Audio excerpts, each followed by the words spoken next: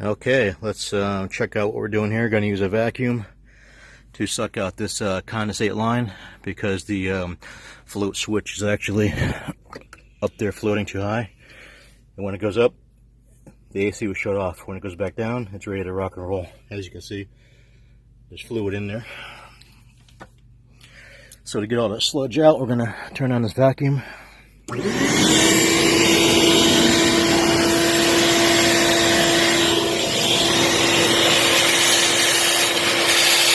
Pull all the water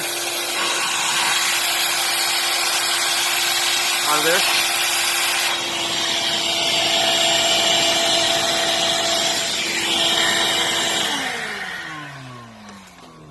There's no water in there. You can hear it kick on. Make sure it's secure. This is ready to rock and roll.